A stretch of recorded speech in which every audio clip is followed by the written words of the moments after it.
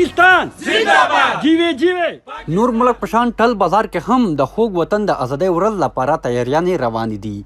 بازار کې سټلونه لګېدلي دي کوم کې چې د پاکستان جنډې بیجونه ټوپۍ او نور ښکلي څیزونه لګېدلي دي. 10-12 سال کېږي چې موږ د 14 اګست سامان لګو او خو جوش او خروش سره او خو جذبې سره 14 اګست منو خپلم زو خپلم منو او سامان هم خرڅو. دکاندار وایي تیر کال په نسبت سږ کال خلک ډیر زیات راځي او خپل ځانونو او ماشومانو لپاره څیزونه اخلي. راوته یو ترڅو خپل ماشومانو لپاره شاپینګ وکړو او 14 اګست ښه طریقې سره مناو کو.